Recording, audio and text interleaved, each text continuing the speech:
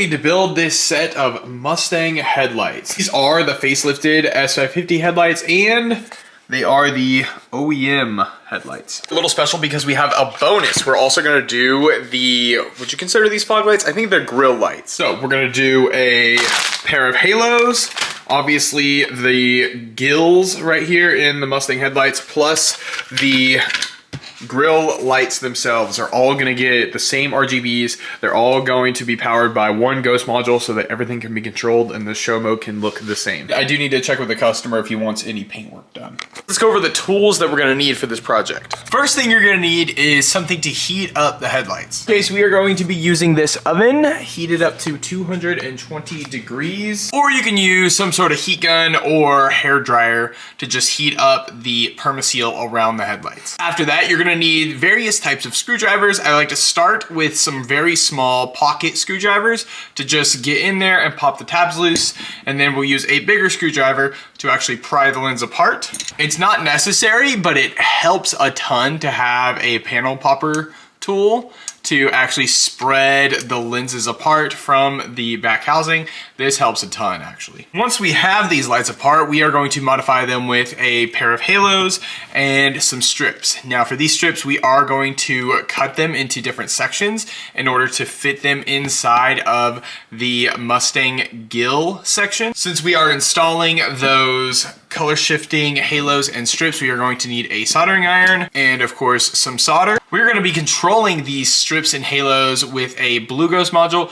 I don't have it in front of me. It's still being shipped to me. Hopefully by the time I am done with this build, it will be here. This is definitely one of the most important things that you're going to need for these headlights, and that is some retro rubber. This is what is actually going to reseal them. It is the factory OEM butyl that they used to use all the time. These Mustang headlights are specifically permasealed, but we are going to use butyl this time around. Like I just said not too long ago, these are permasealed headlights, but this is a little bit softer permaseal than what we normally see, so it will actually bake open and release the lens. It could be a little soft because it's slightly older. This is a used set, but either way, I know for a fact that it comes off because I already took the other side apart. So step one is to put the headlight in the oven. Have that headlight in the oven for increments of 8 minutes at 220 degrees Fahrenheit. We are going to try and pry it open. We're going to release as much permaseal and then try to pry it open. And if it cools off before we can get it open, then we'll put it back in. The other side, I had to put it in the oven 3 times in order to get the lens off. This one, since we know we're doing a little bit more, we might be able to do it quicker, but we can probably still expect to do it at least twice. It's been 8 minutes, so let's grab the light. So we're gonna put pocket screwdriver underneath the tabs and just slowly start to release the permaseal.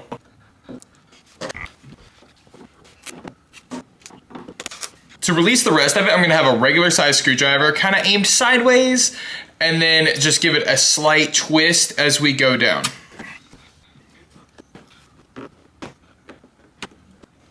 I almost forgot, there are 4 Torx screws on the back of this headlight. One here, one here, one there, and one right there.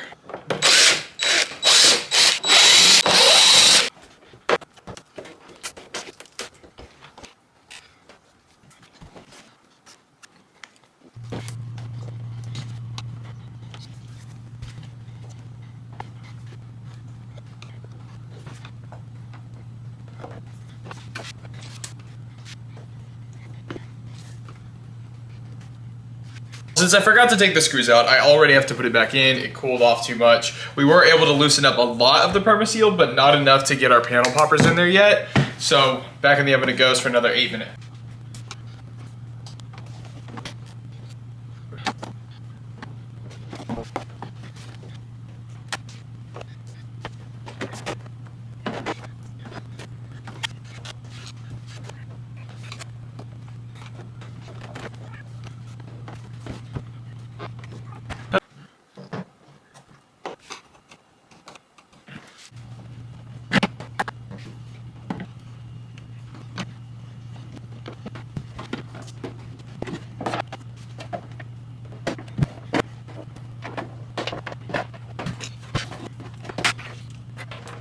Okay, so now we need to get this inner housing out, and the way that you do that is just by unbolting it. It's pretty simple, just a few Phillips head screws. There's about 6 of them that hold it in, I believe.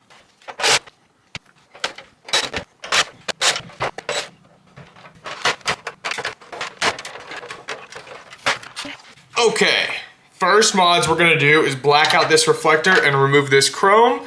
So, one more bolt for that, and this whole thing is gonna drop right into the ZEP. After that, it's time to take off this reflector right here. It's just a couple of tabs. All we need to do is push these tabs back and this reflector will come out. Okay, so we've got the headlight apart. The piece that we need to take apart is this right here. It's held in with 3 screws. You got one here, and one here. There we go, got that panel off. I'm gonna call this the OEM parking light module. You can tell that it's only a few LEDs. There's probably 5 in each little gill. So what I was planning on doing was putting an individual addressable in each of these. But I didn't think that that would look as good. Plus, these are the strips that the customer sent in. So what we have done is we've installed the strips right in front while using the diffuser, and it looks amazing when it's fully assembled. Just like this over here. You can see we have the 3 strips. They're facing straight out like this. The gills actually sit just slightly forward, so it lights up the gills perfectly. Doing it this way is also a lot quicker than cutting and soldering each individual chip, which is what I would have had to do if we went the other direction. But this way it looks better and it's quicker. These strips right here have the cut lines. So if you cut right there on that line, then the rest of the strip will still work. If you cut in between, I believe that the whole pixel right here will die. We got all 3 of those strips cut, and I'm actually getting them installed right now. So you can see what I'm doing here. I have the input coming through this part of it right here. That's one strip with our diffuser sleeve on it, and then it goes out, under, and into the next strip. Same for the third, and we just need to install this strip here. Then this whole thing will bolt right back up into the headlight housing. So to install these strips, we are going to use a little bit of the 3M adhesive that comes on the back of these already. We're going to use the 3M adhesive. It's going to be stuck right in this area. It's going to give it that nice shape. But we are also going to add some of the goop adhesive. And the reason that I'm going to add the goop adhesive is just so that there is just a little bit more security when installing this. The good news is that this housing actually sits really close onto it. So the combination of the 3M, the goop, and the factory OEM housing holding everything together means that nothing is really gonna move. But I like to have several redundant systems that's going to make sure that everything is fine whenever this customer is driving, especially if it's like a slammed car.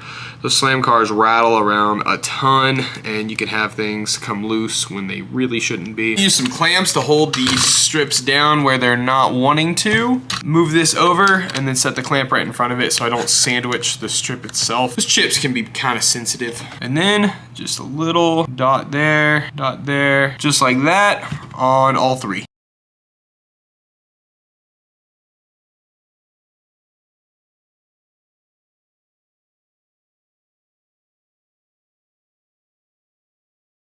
While that is curing up, we are going to work on the projector housing. We've already dunked it in the ZEP. We got all the chrome off except for these lines.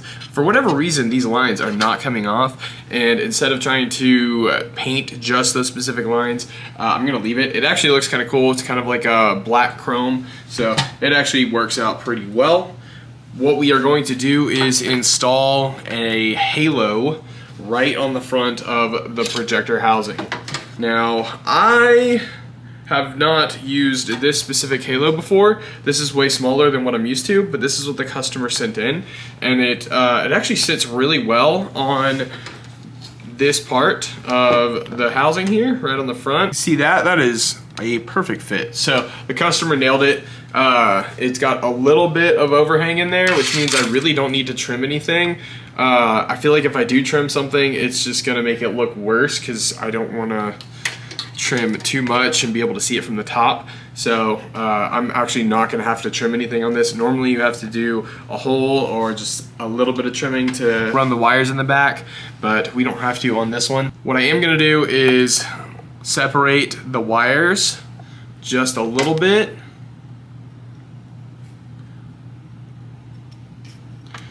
So that the wires at the top can bunch up a little bit better and go over the projector itself. Okay, I do not do a whole lot of halos, but when I do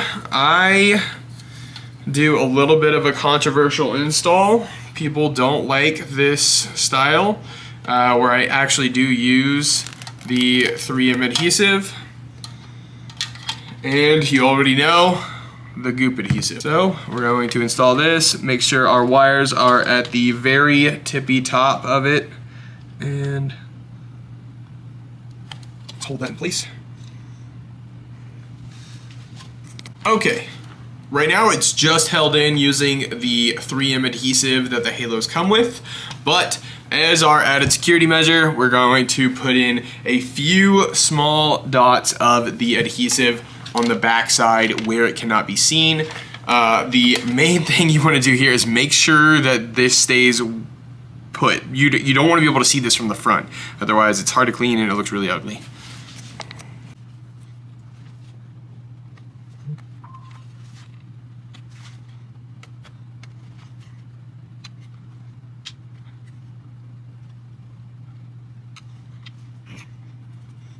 Okay, the halo is on, the strips are on, everything is completely cured, but we do have to have the wires run out of this housing. I have the other side running out down here. I'm gonna drill a hole and then we're gonna use our own rubber grommet to run the wires out. Just have a little step down bit, step up, Christmas tree, whatever you want to call these things. Now that we have this properly set up, we can go ahead and reassemble the inner housing real quick. That inner housing is done. Now let's prep this one more time. Take our input wire, shove it out the hole.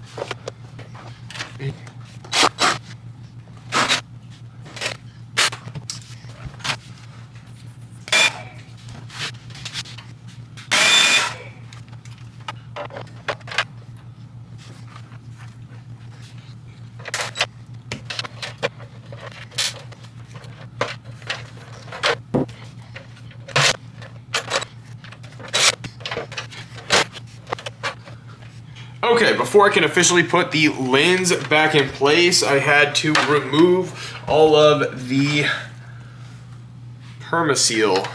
As you can see, that is the permaseal from the trough of the headlight itself, which is awful to do. I saved you having to watch me attempt to do that. It just takes time. You heat it up and then start scraping it out of the headlight, and do that over and over again until you have it all out. But now we can put in the retro rubber. So let's go ahead and do that and then get this lens on and the headlight back in the oven.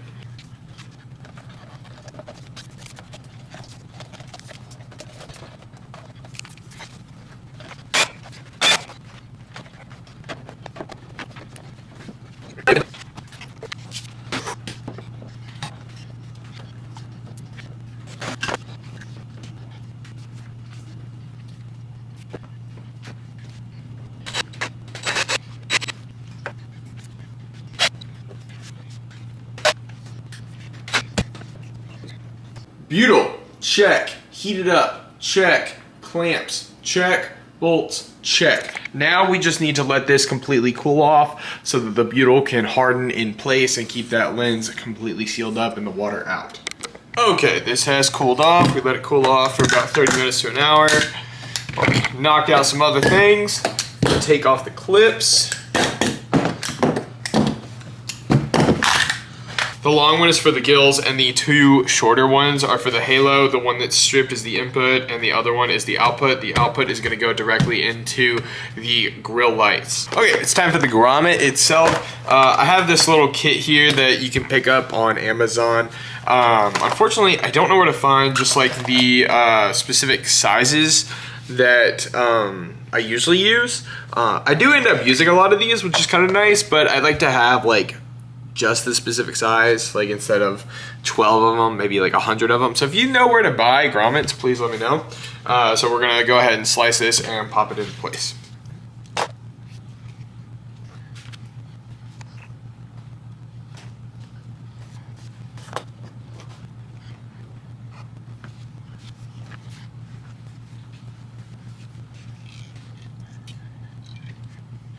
Okay, so we also use some black silicone to make sure that no water is going to get in through that grommet where we went ahead and cut it. We let that cure up. Let's go ahead and move over to the grill lights and go ahead and start getting those built. We're gonna have to cut them open, and I've cut open one set of these before. It's not the best, but it can be done. Just figured out how to open up these Mustang grill lights, so I'm gonna show you how it's done on this one right here.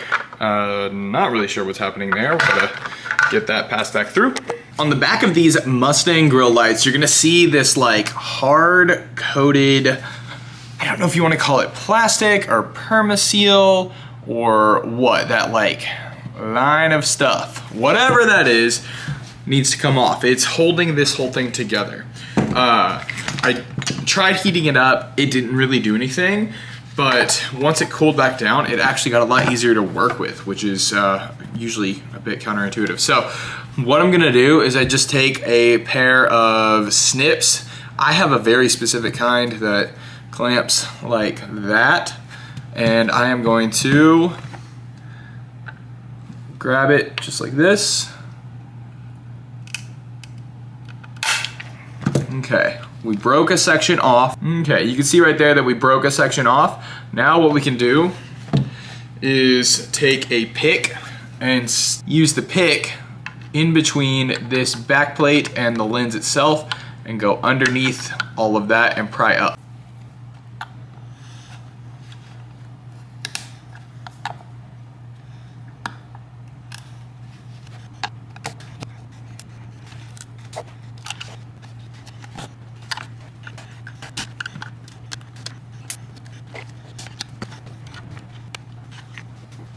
Okay, so we got that off. You can see I was able to just put the pick right underneath it and it just came right off. Now we actually have to do the one on the inside, and after that we are going to use our pocket screwdrivers and just pry up. There is just a very small line of loose butyl on the inside and the outside here. That is super easy to take up.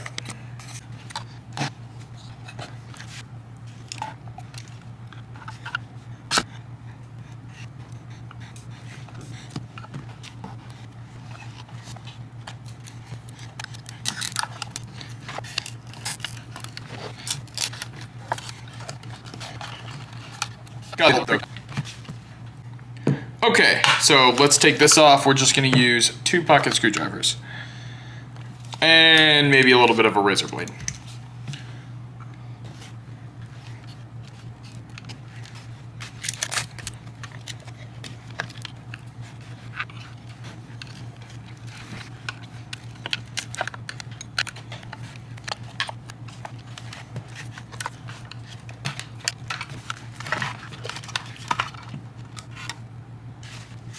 Now we can actually install the LEDs on here. The first thing I like to do is cover up the old LEDs. Even though I have cut the wire off and they will never be able to light up again, I go ahead and cover them up just in case the new LEDs touch the solder pads that these chips already have on them, because the risk of shorting out is pretty high if you just place your LEDs directly over the other ones. I know from experience on many sets of lights and finally learning my lesson.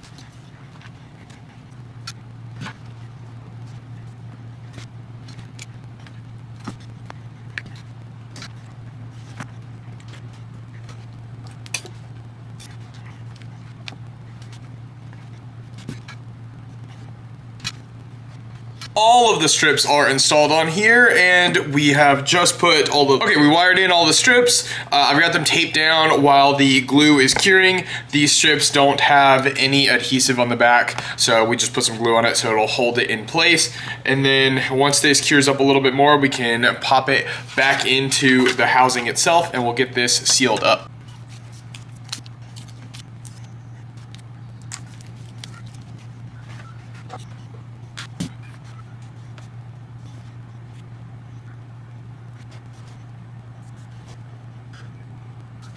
All right, there we go. LEDs are fully installed, not going anywhere, and they work. We do need to trim off just a little bit of this edge so that the wires can actually go right out. And the way that I did that was just by snipping a little bit of it. You have to snip the back housing and the actual PCB board that's on the inside there. Let's go ahead and test fit this. Now, we need to get this to sit all the way down before we put any adhesive on it. What I did was I just grabbed a couple of clamps that I had laying around and pushed everything back down to where it needs to be.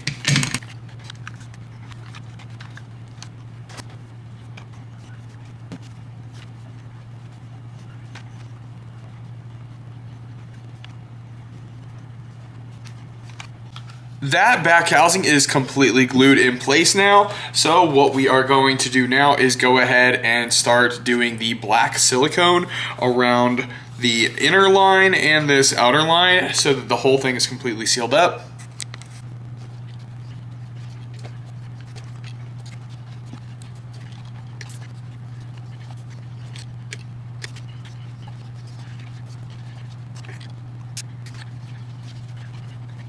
Now that it's sealed up and it's starting to cure, we can go ahead and start the wiring.